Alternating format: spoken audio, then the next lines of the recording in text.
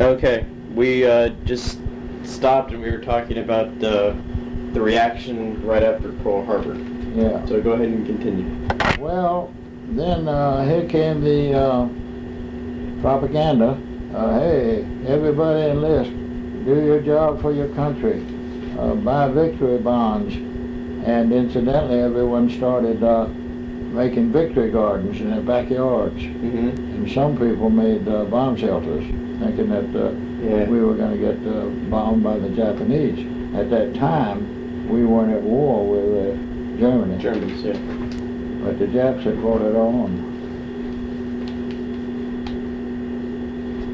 What did you do right after those few following days? What did you do personally? Okay. I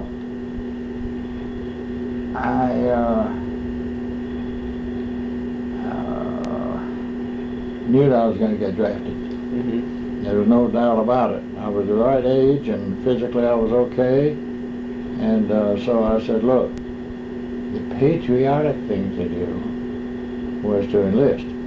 Right. So I enlisted, because I knew I was going to get drafted. What did you enlist in? Well, I enlisted in the United States Army, Mm-hmm. not knowing what I was doing. When was that? What was the date? Do you remember? Well, I got my old discharge somewhere. Let's see, the war broke out, well, it had to be in late December of 41, it had to be early 42. Okay. About January of 42? Yeah, around January of 42. Okay. Fort McPherson, Georgia. Never forget it. Georgia. Okay. And then what did you do? Did you go right into basic training? Did they... No. What was the... No, I'll tell you what I did. I had no idea what I was doing. They told you what to do, but it so happened that somehow, I don't know how, I got in the Signal Corps. Didn't request it or anything. I mean, that was it. So then they sent me down to Tallahassee, Florida. And at that time, Florida State was all women. Yeah, it was all women's school. All women. So I went to radio school, Morse code, dot dash.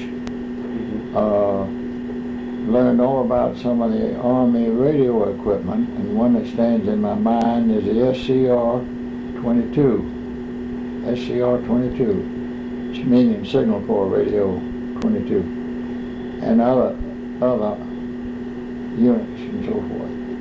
Okay, and of course also down there in Tallahassee we had to assemble and disassemble some of those pieces of equipment.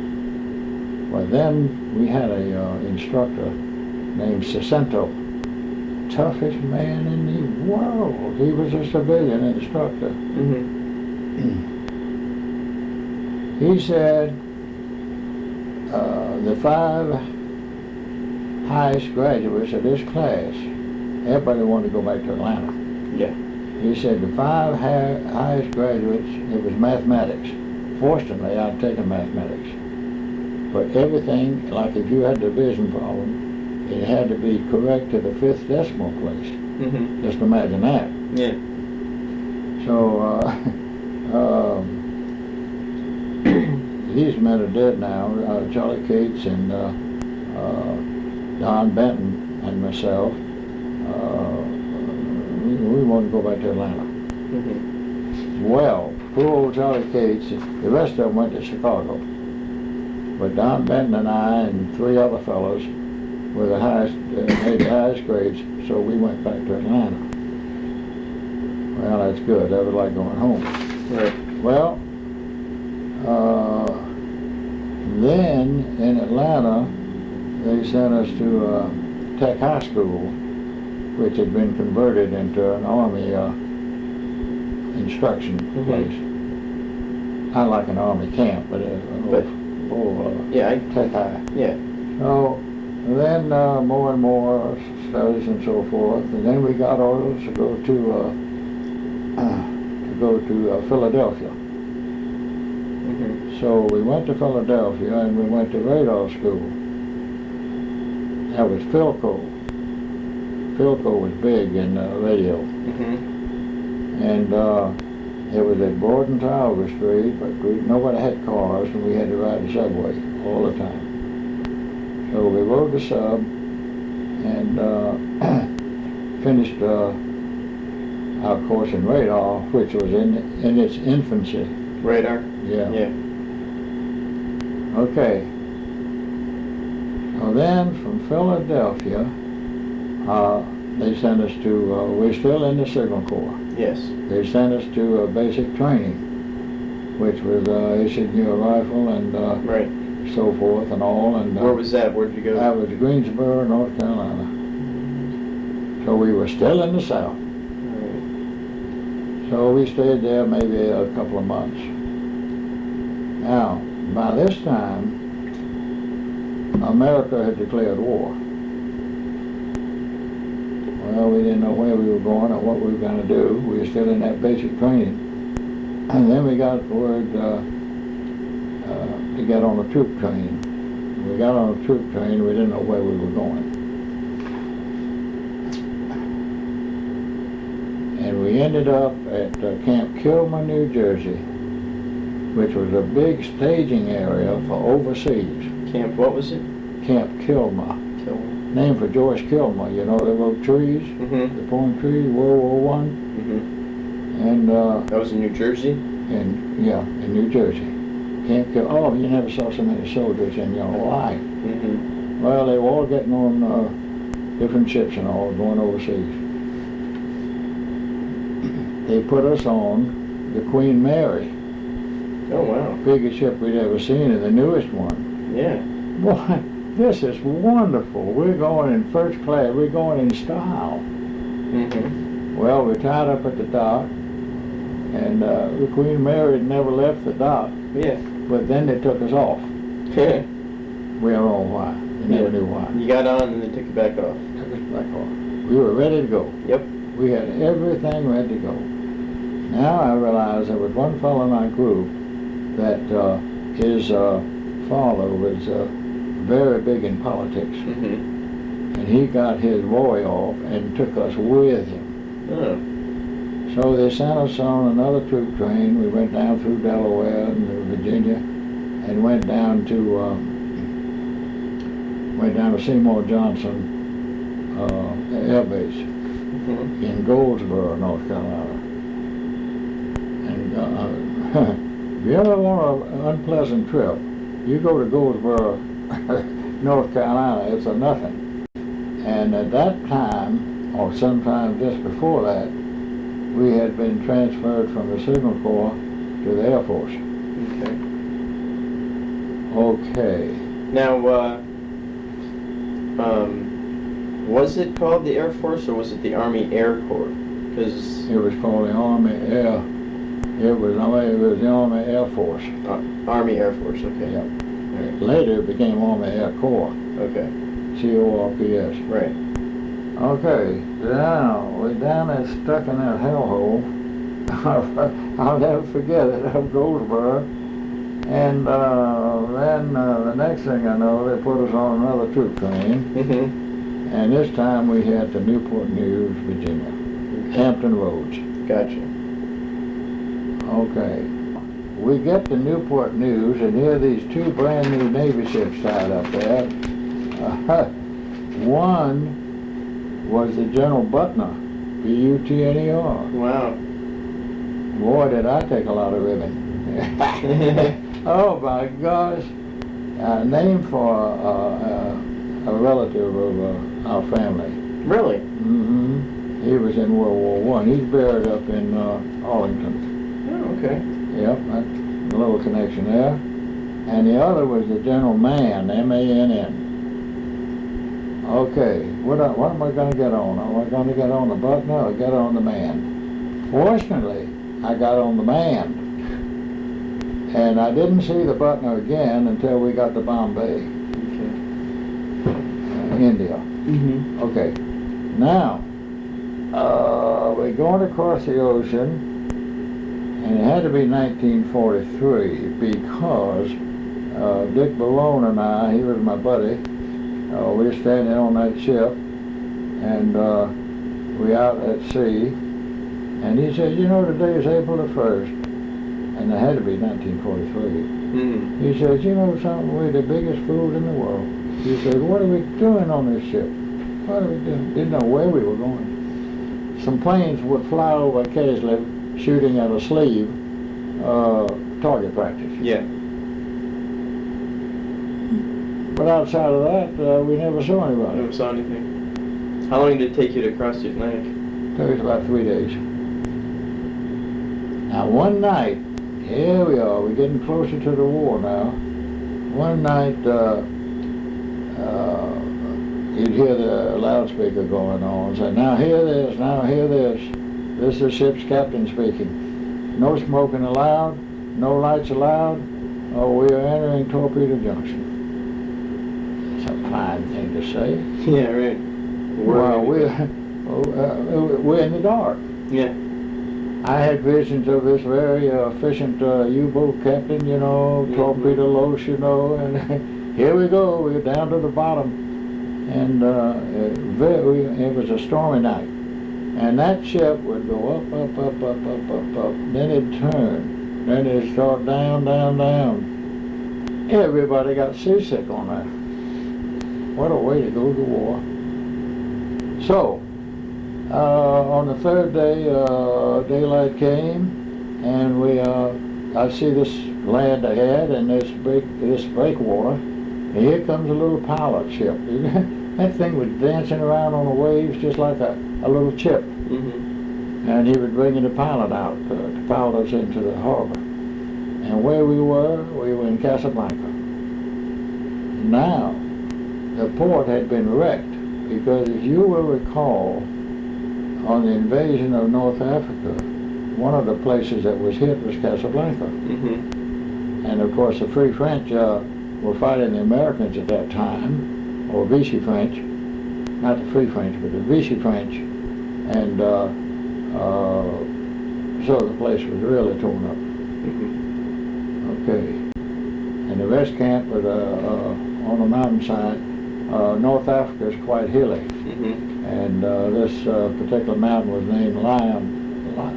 Oh, okay. Well, this was Lion Mountain. So we camped out there a couple of days. Probably about 4 days. And we were hanging around and getting a lot of sack time. And somebody decided, hey, we got to keep these boys moving. Mm-hmm. So then we took a big hike over this mountain, and we got to a little town called St. Cloud. Mm-hmm. And St. Cloud had really been wrecked. Been a lot of fighting going on there in St. Cloud. I said, oh boy, we're getting closer and closer to this thing. And fighting was still going on in North Africa at that time. Mm-hmm. The British and the Americans and the Canadians were fighting Rommel. Right. Okay. So we left Casablanca. We went to Algiers, and I enjoyed. We went down to Native Quarter and saw the Native Quarter, the Casbah, Mm-hmm. and then also we went to Sidi Bel Abbes in Africa, which is the headquarters of the French Foreign Legion. Mm-hmm. Well, I'm telling you, I saw the toughest men I've ever seen in my life. You know, they're from everywhere. Most of them been run out of France or Germany or you name it. Yeah. And I know now why we went to the Sidi Bel Abbes to see the French Foreign Legion, because they gave us a little tour through the prison. Mm-hmm. Philip, I saw men incarcerated in these jail cells that you wouldn't believe. I remember one man in particular. He'd walk up and down. He would see us, but there was no recognition, just like you'd see a lion or a tiger in a cage. You know, they go back and forth and back and forth and back. Now I know why they gave us that trip. Was so there'd be no desertion. Right. It was a learning thing. Yeah. I left Algiers. I went to Oran. I went to Oran. Now Oran, there's a beautiful peak there, like you might see Christ of the Andes in Rio. And I went up on top of that, and you could look down on the Mediterranean, and these French ships, the battleships, there were having target practice. And boy, you'd hear these huge 14-inch or 11-inch guns cut loose, and they never hit the target, incidentally. Oh, jeez. So we left Oran, and then we got on a British ship that was called the Ranchi, R-A-N-C-H-I. Now the Ranchi, we call it the Raunchy because it was loaded with rats and filthy dirty. The British don't take care of the ships. And we went to, in the Mediterranean, went to Alexandria. Okay. And Alexandria is right at the mouth of the Suez Canal. Incidentally, we were in a convoy at that time, and this old tub we were on, an American Red Cross ship with nurses passed us going in the other direction. Yeah. So all the men ran over to that side of the ship. Yeah. And then here comes the loudspeaker. Hey, we're going to turn over. Half you men leave and go to the other side of the ship. Nobody moved. Nobody moved. And the nurses were all waving at us, you know, and we were. They were heading west, and we were heading east. And then Dick Barone and I were lying out there in the sun one day, and here comes the siren, air raid. It's a convoy. And a convoy is something because one minute you see a ship on one side of it, then it's over on the other side of it, you know, all that zigzag. And these were, they said, I don't know, they were very high up, but they said they were Ju-88s, which were Nazi German bombers. And then they started bombing, and you could see those little bombs were just like little fly specks. And then they'd come down, and they'd get bigger and bigger and bigger. Well, fortunately, several of the ships were hit, were bombed, but we didn't. You didn't get hit? We didn't get hit. So, then we went to Alexandria. Now, Alexandria, we went on down through the Suez. And it was very, very interesting because I saw King Farouk, the Egyptian king. I saw his yacht there, and there's a lake there. The Suez is not all now, most of it is, but there's a little lake there. I forget the name of that lake. I'll have to look it up sometime. Anyway, then we went on down through the Suez, and by the way, we didn't take a bath for over 30 days, and that was a long trip. Wow. And some of the men tried to take a bath in salt water, but it didn't do you any good. It was just no good. So then we got down to Aden, the port of Aden, which is at the extreme end of the Suez, and we still didn't know where we were going. But I'll never forget, the food was terrible. I saw these Arabs carrying these sheep carcasses one after another on the ship, bringing in the spot. I said, oh my gosh, we're going to have mutton. That's all we're going to get. And that's all we got. So we left Aden and across the Indian Ocean and went to Bombay. That's when I saw... You still on the Ranchi? Still on the Ranchi. Okay. That's when I saw the Butner again. So really? I know she made it. Wow. Now, when we debarked into India, you go through, everybody that leaves by ship goes through what they call the Gateway of India, Yeah. which is like a big McDonald arch. You know, but Yeah. it's called the Gateway to India, and all the tours or whatever, I guess they still do. I'm talking about 50 years ago, man. Yeah. And we went to Bombay. Then we went to West Camp. Mm-hmm. The West Camp was at a place called Worli, W-O-R-L-I. Now, I got to tell you this, and I hate to bore you, but a lot of the men want to hang around and play cards. Well, they didn't care anything about sightseeing. Well, I wanted to learn something and see something.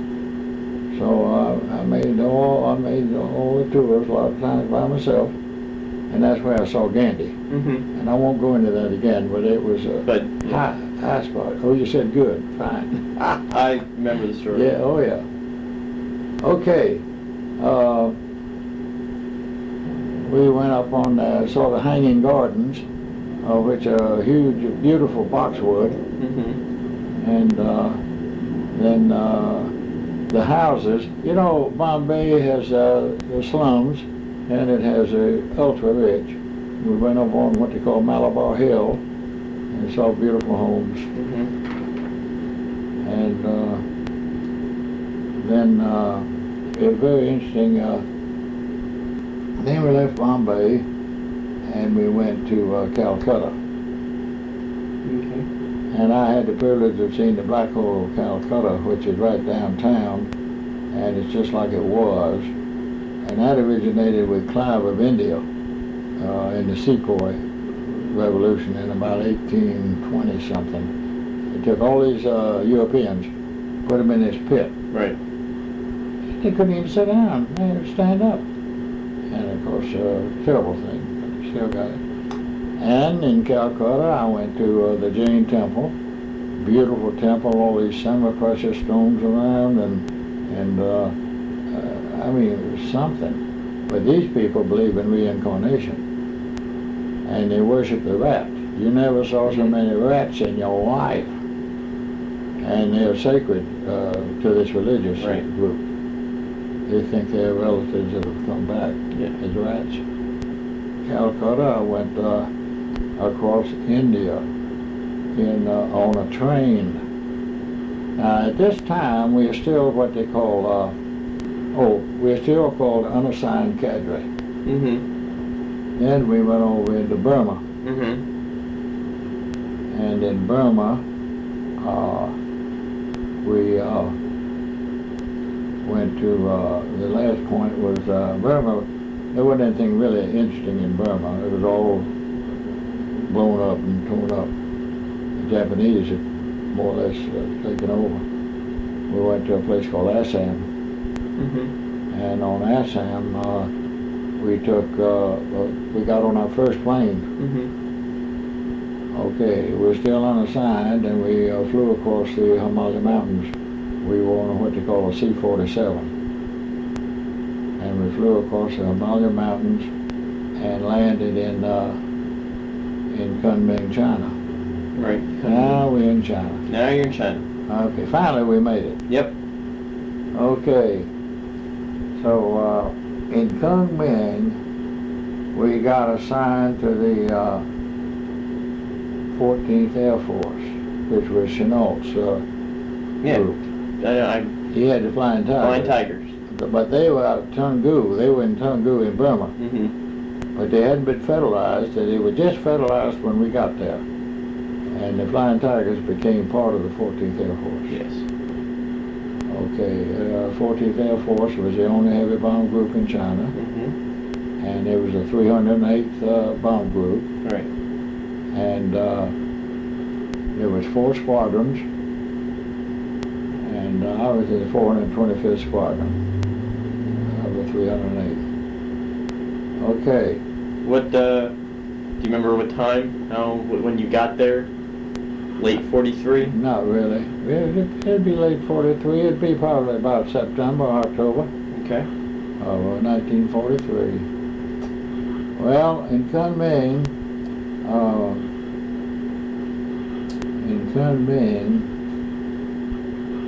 I've got pictures. Oh, I wish I'd we won't get into my book. I kept a nice record, a lot of pictures and all. These Chinese coolies, they dragged the airstrip. It was a 5,000-foot runway, and it was one of the biggest at the time. And they dragged these huge rollers to roll the runways. And of course the Japs would bomb it, and they'd fill in the craters. I mean, all manpower. Yeah. Manpower. Oh my gosh. So anyway, now I realize about the time, when we got so that we were used to being bombed, you know, you can live through anything. Yeah.